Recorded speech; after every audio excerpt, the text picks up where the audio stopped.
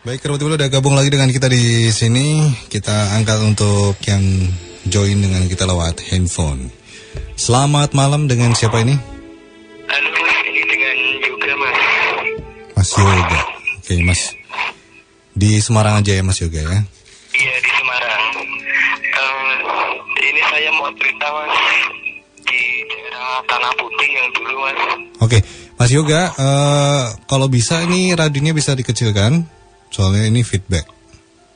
Pas malam-malam itu sering terdengar ada orang mandi gitu, Mas. Padahal saat itu gak ada airnya. Terus kayak ada suara orang menangis. Itu sering banget, Mas. Sama itu, Mas, kadang ada langkah kaki, ada jam 12 malam itu kalau ada orang masak. Terus saya juga pernah dipanggil namaku berulang-ulang dari suara kecil sampai suara gede. Sampai aku pernah waktu tidur, Mas, aku waktu tidur itu kayak ada gempa, Mas. Gempanya gede banget. Tapi kalau aku pas pagi-pagi cerita sama orang tua, kok semalam gak ada apa-apa. Padahal semalam aku gak dipontang-panting gitu, Mas. Sama ada di kamar waktu itu. Nangis, Mas. Itu kamu waktu dipontang-panting di kamar kamu sendiri atau di mana? Aku di kamar pas itu kan aku waktu masih SD, Mas. Mas. Kelas 6 kalau nggak salah. Aku agak lupa. Itu aku tidur sama tante aku, Mas. Lah, tante aku kan biasa kalau jam 1, jam 2 bangun sholat tahajud gitu ya, Mas. Lah, aku tuh kebangun pas tanteku mau berdiri, kok ada gempa. Aku sampai ke pontang-panting gitu loh, Mas. Padahal apa itu namanya, nggak ada gempa sama sekali. Yang ngerasain cuma aku sama tanteku itu. Terus ada pernah kakakku juga sering, Mas, ada keluar ke orang bule, orang kelodo itu, Mas. Itu muncul dari tembok. Terus itu lagi, Mas, pas kembaranku Yuki namanya, itu pernah kok menyerupai kakekku. Ada kakek waktu itu masih tidur di kamar. Lah kok kakek lihat bola, padahal kakek lagi tidur gitu loh, Mas. Jadi sering kejadian janggal gitu, Kak. Kayak lampu bersama, padahal lampu itu, Kak, lampu neon panjang gitu loh, Mas. Lampu neon panjang kan nggak mungkin nggak mungkin bisa gerak-gerak. Itu kok, Kak, ada angin kok bisa goyang, kan aneh, Mas. Itu jelas nggak mungkin, Kak. Terus lampunya itu kok ketap-ketip terus nyala seperti normal lagi. Padahal nggak ada angin, nggak ada hujan, tapi kok bisa gerak-gerak sendiri. Terus aku juga pernah lihat bayangan, Kak, di atas rumah, Kak. Kan di belakang ada pohon mangga. Kok ada bayangan, Kak, semar itu, Mas, bayangan wayang. Lah aku juga nggak tahu itu lambang apa. Terus kan bude aku juga pernah pertama kali datang ke situ. Pertama kali dia juga diperkenalkan dengan penghuni situ. Itu ada kayak cewek tiduran di spring bed, di kasur tengah, di spring bed. Cewek itu rambutnya panjang, dia kain putihnya agak kotor katanya. Agak kotor, dan dia senyum ke budiku. Budiku langsung waktu itu takut gitu loh. Emang budiku kan orang bisa lihat tapi nggak kadang ya bisa lihat sih. Kalau didatengin tapi dia bisa lihat dengan jelas gitu loh, Mas, nggak kasat mata gitu loh. Orangnya nggak gitu kalau budiku. Tapi kok anehnya setiap yang bertamu di rumahku mesti pertama kali kok diperkenalkan dengan penghuni situ gitu loh. Yang kutanyakan tuh kenapa ya. Oke. Halo Yoga. Sekarang posisi masih menempati rumah yang dimaksud. Enggak, udah enggak sekarang. Itu rumah keluarga, kontrakan atau rumah gimana, Mas? Dulu aku ngontrak mas di situ mas. Jadi rumah yang kamu ceritain ini adalah rumah kontrakan ya. Tahun berapa kejadiannya ini? Kejadiannya antara tahun 2002 sampai 2005, aku lupa mas. Dan Yang mulai udah mulai beranjak gede, udah mulai kerasa gitu loh mas. Kalau masih kecil kan biasanya kalau orang tua paling itu paling apa kan jelas di apa di bahas yang lain gitu kan. Kalau udah gede kan mesti udah tahu itu apa. ninggalin di rumah kontrakan itu berarti udah cukup lama ya? 10 tahun mas. 10 tahun. Dan sering-sering berinteraksi di awal-awal tahun pertama menempati atau bagaimana? Itu kan aku awal di sana itu TK mas. Awal tempatin di rumah itu aku waktu TK. Tapi TK kan aku kurang begitu paham. Paling aku ingatku tuh pas aku kelas 3 SD kalau enggak 4 SD itu ada sandal tuh gak berjalan sendiri gitu kan. Kayak ada orang yang pakai sandal itu terus jalan sendiri, sama sepatunya ibu aku itu kok bisa jalan sendiri kan aneh mas. Krak gitu. Aku juga langsung lari keluar rumah gitu kan. Siang-siang kan bapak ibu kerja semuanya keluar rumah. Aku sama saudaraku main sama kembaranku itu kan main catur. Loh kok ada sandal berjalan sendiri kan, langsung keluar lari. Terus kembaranku juga didatengin pocongan dari jendela itu kan, jendela di kamar. Dikira itu selendang putih, tempo ternyata itu pocongan. Jadi saling berinteraksi di ruang tamu itu kayak ada orang baca koran, orang ngobrol. Padahal kan jam 1, jam 2 malam kan orang tua udah tidur, semua pada tidur mas, kok ada orang ngobrol di ruang tamu. Selain kamu siapa lagi Yoga? Kembaran kamu Yoga? Tapi siapa? Yogi ya? Yogi Si Yogi juga sering di rumah itu waktu kecil. Itu kan kembaranku mas. Berarti satu kamar juga ya waktu istirahat apapun itu ya? Iya mas. Di saat kamu ngerasa diganggu, si kembaran kamu juga sama juga bisa ngerasain hal yang kamu rasain?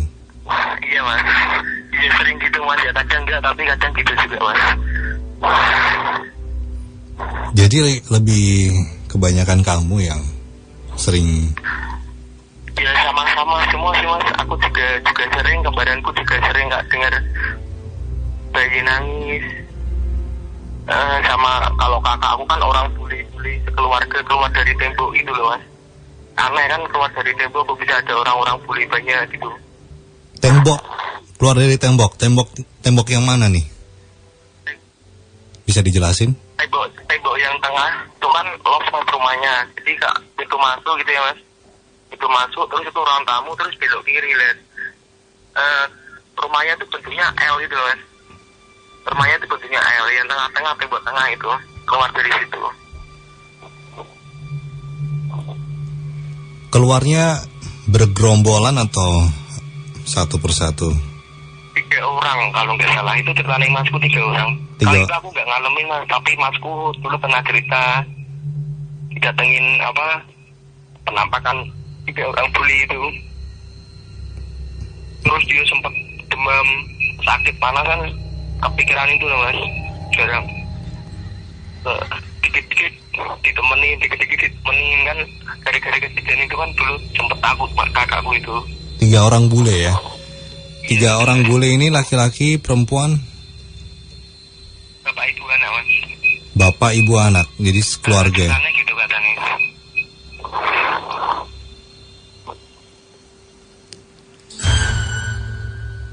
Keluar dari tembok ya? Terus Iya, keluar dari tembok. Menghilangnya? Gimana mas? Menghilangnya terus gimana? Gimana suaranya kurang jelas? Keluar dari tembok, menghilangnya ke arah mana? arah masuk mas. Masuk. Kurang itu kan cerita dari kakakku mas. Jadi kurang begitu paham gitu loh mas. Itu langsung hilang atau apa? Tapi katanya langsung hilang mas. Jadi cuma sepintas gitu mas. Kayak mungkin dia orang salah masuk terus keluar lagi. Ibaratnya kayak gitulah. Cuma sepintas.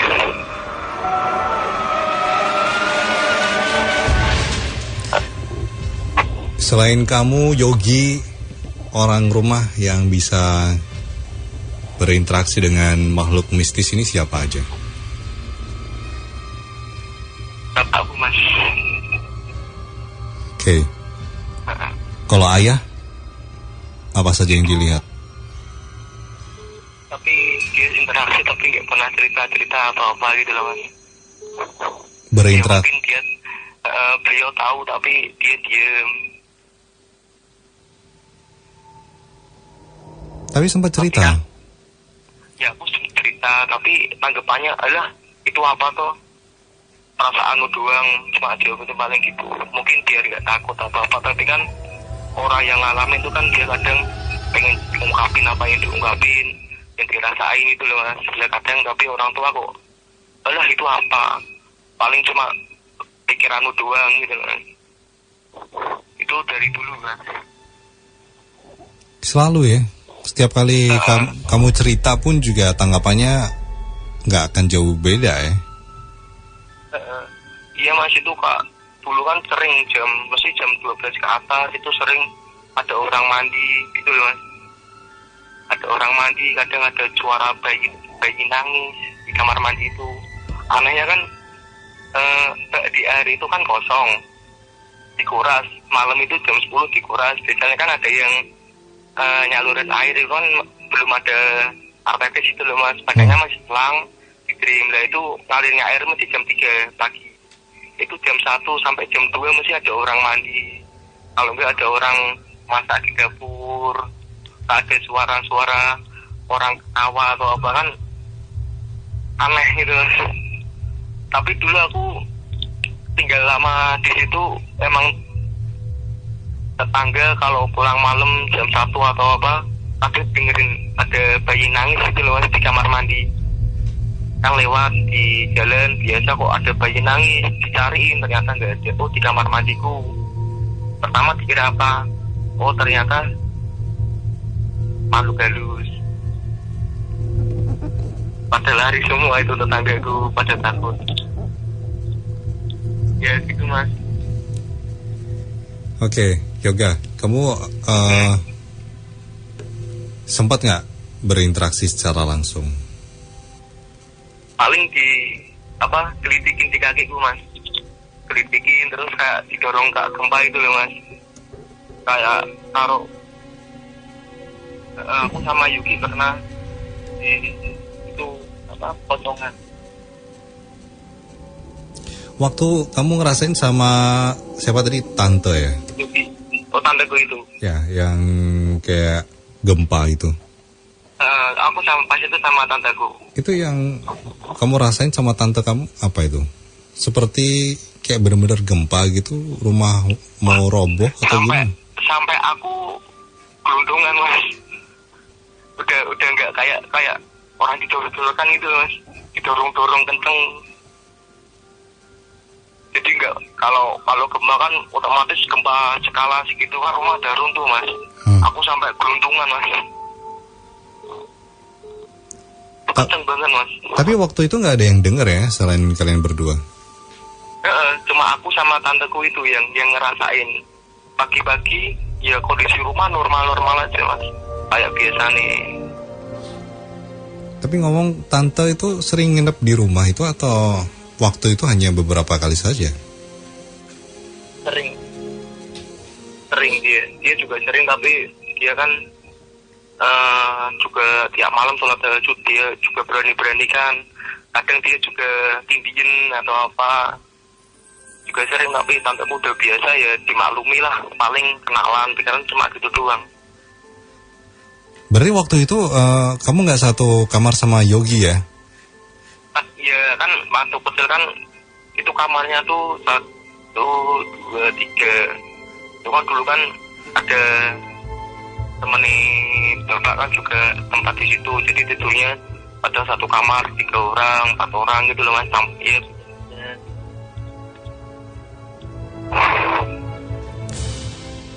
Waktu pertama kali masuk rumah situ nggak ada gangguan sama sekali ya? Aku waktu masih TK mas, gitu mas. Jadi aku waktu kecil ya Kurang begitu tahu ya. banget lah, belum terlalu paham. Tapi mulai kerasa kan aku kelas 4 SD, kelas 5 SD itu mulai kerasa dengan itu. kalau ibu nggak pernah ngerasain? Kan kalau orang tua dulu nggak mungkin cerita mas. Prinsipnya orang tua gitu ya, nggak akan diceritakan ke anak-anaknya. Iya benar. Sampai sekarang pun begitu mas. Jadi ya kalau aku rasain, ya udah aku rasain. Kalau cerita, ya paling ya segitulah. Dianggap halusinasi atau apa gitu mas.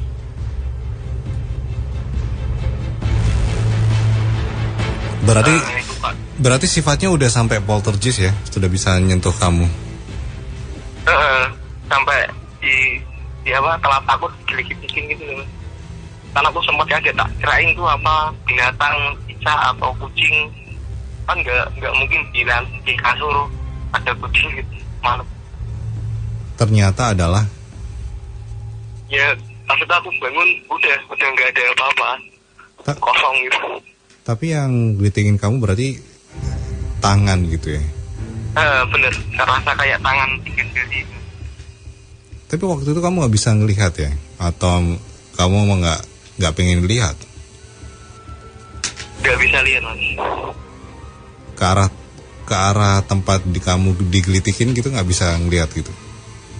Enggak, waktu itu pas digelitikin aku langsung tak datengin pas aku langsung berdiri gitu mas. Ya di bawahku ada apa.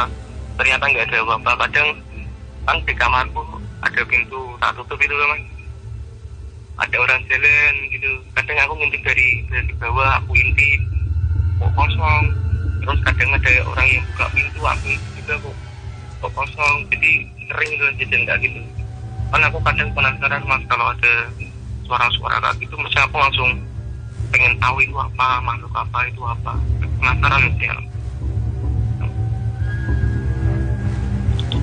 Oh ya, terus untuk kamar mandinya tadi bilang air ngalir itu jam 3 pagi ya? Jam 3-an. Tetapi sekitar jam 1-an itu udah ada yang mandi gitu. Pada posisi bak mandi itu kosong atau gimana? Kosong lah. Terus kan tiap sore jam 8 apa jam 9-10 kan dikuras biar ganti air yang baru gitu loh mas. Itu kan sistemnya masih sistem kuno lah, saluran selang kayak gitu dulu, belum ada air tetis. Oke. Ya, kita udah dapat poinnya semua. Mas Bu, mungkin dari sini Mas Bu mau komentar silahkan. Oke. Ya ini saya buat cerita Mas siapa tadi mas? Mas Yoga. Mas Yoga ya. Mas Yoga kok di bayangan saya di sana itu ini ya banyak sekali gedung tua ya, gedung-gedung Belanda itu ya. Halo? Ada mas, itu ada gedung namanya Gang Benyek itu mas. Jangan disebutkan ya. Dalam arti masih ini ya ada 1, 2. Kalau di bayangan saya itu mungkin dalam range 100 meter itu mungkin ada 3 atau 4 gedung Belanda ya mas ya.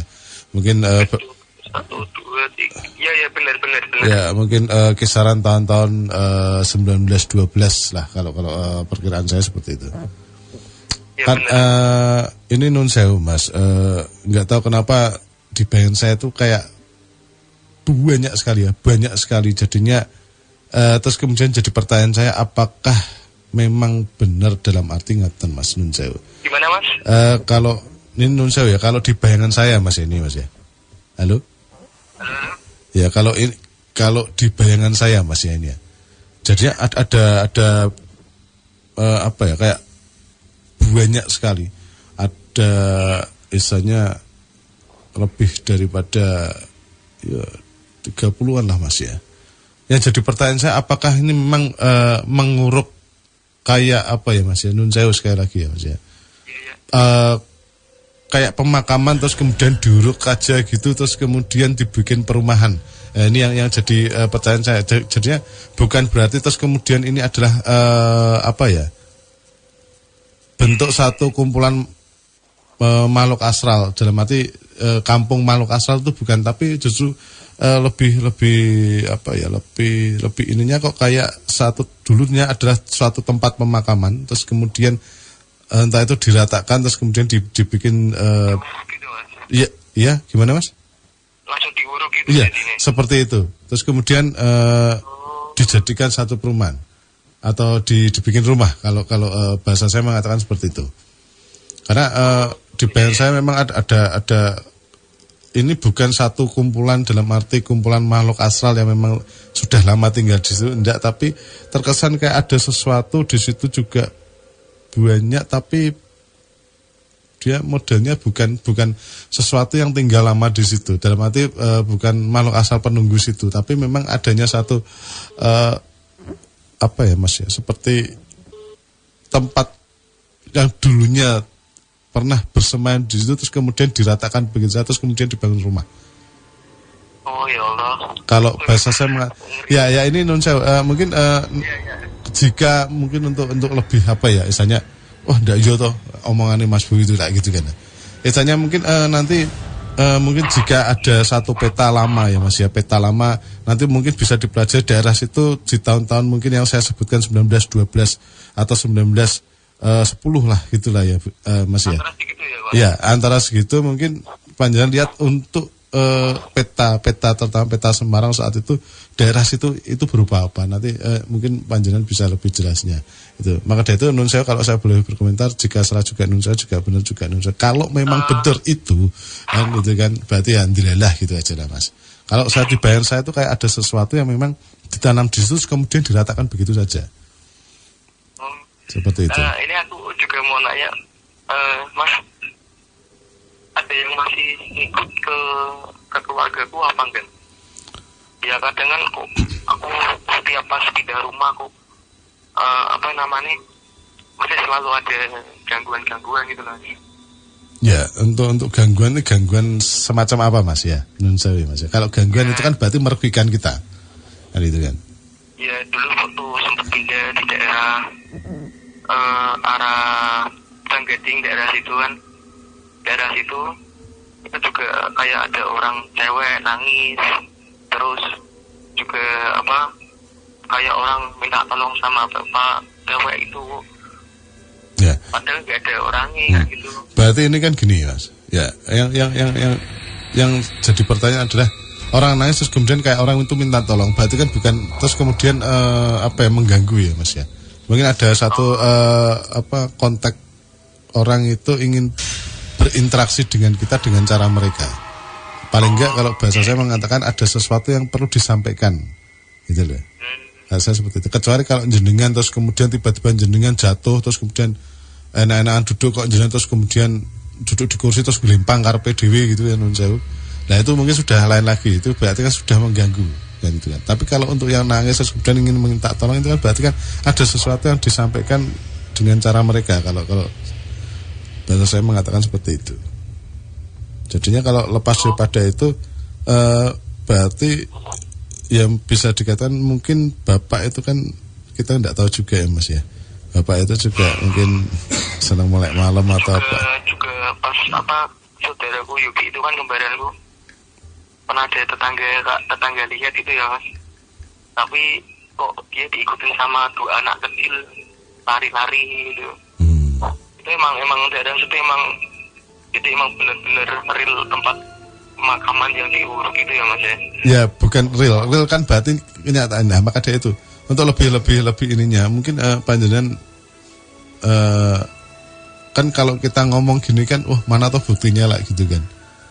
Nah paling enggak mungkin di tahun-tahun 1912 atau 1910 lah itu jika ada menemukan peta Semarang ya mungkin enggak tahu nanti hubungannya kemana, enggak tahu ya, intinya peta itu daerah situ dulunya apa? Mungkin bisa belajar di situ. Karena ya, jadinya kalau saya sebut itu bukan satu perkampungan makhluk astral, tapi ada sesuatu yang dulu pernah ditanam di sana.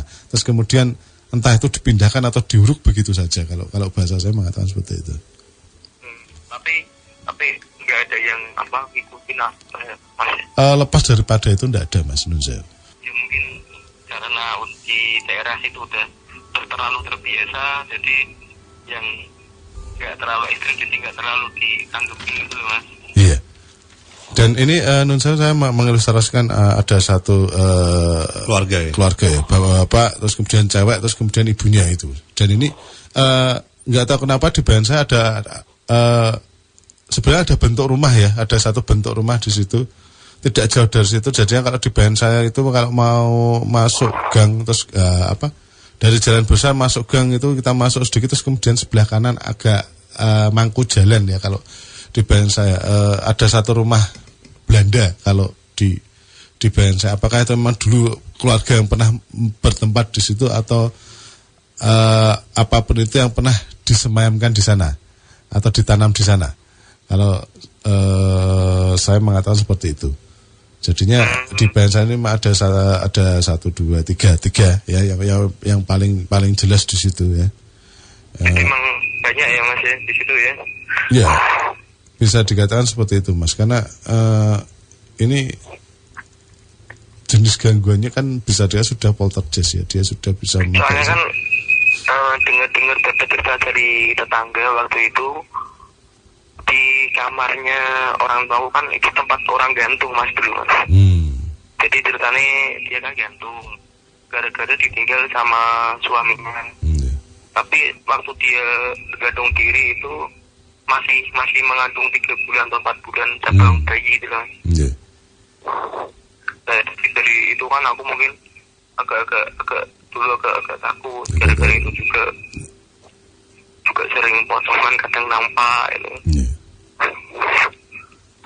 Ya itu gitu Mas, yang tempat lain ya mungkin juga banyak kejadian, tapi ya kapan-kapan lah aku nanti sharing lagi. Oke. Terima kasih Mas Yoga ya udah gabung dengan kita di Nightmare on the Animal FM. Iya. Makasih Mas. Oke, sama-sama Mas Yoga. Assalamualaikum. Assalamualaikum warahmatullahi wabarakatuh.